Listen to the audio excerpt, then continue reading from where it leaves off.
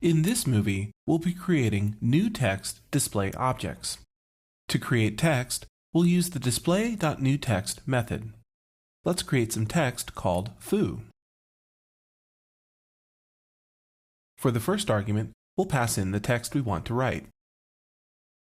The next two arguments are the left and top position of the text. The fourth argument is the font to use. We'll use the constant native.systemFont to load the default font. The last argument is the size of the text in pixels. Now we'll set the color of the text using the setTextColor method of the text object. Then we'll position the text on the screen. By default, the reference point for the text is the center of the text.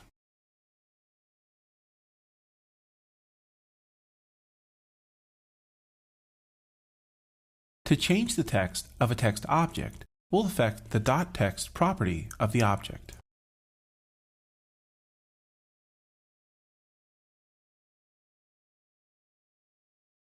You may have noticed that the positioning of the text slightly changed. To demonstrate this a bit more clear, we'll set the X position of the text to 0. Now let's get rid of this new text declaration and take a look. Because its reference point is in the center, the word foo straddles the point where X equals 0. We'll do two things. We'll change the reference point of the text to center left reference. Let's change the reference point of the text to the center left reference point.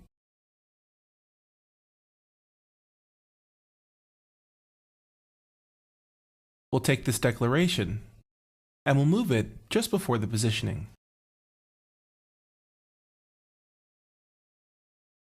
Okay, let's take a look at the result.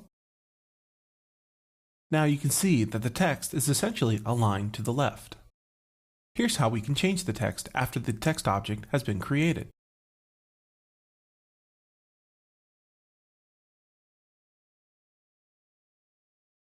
Notice that it's no longer left aligned. Whenever you change text, you need to reset the reference point and then reset the X and Y of the text.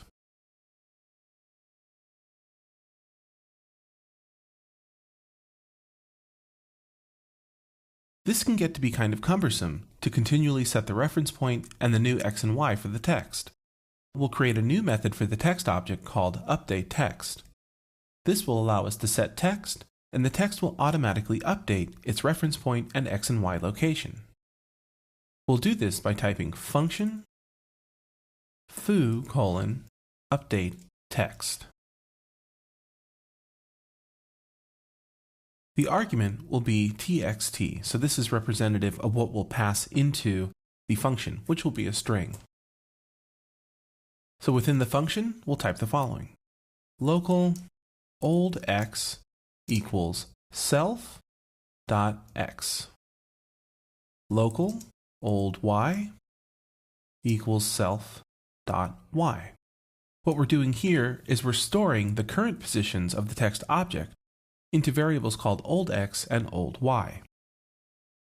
Now we'll set the text on the text object. Self.text equals txt. So whatever the value of txt is coming into updateText, it will be the new text. We'll set the reference point again, self::set reference point, display.center left reference point. And then we'll set the X and Y of the new text to the previous X and Y. Self.x equals old x.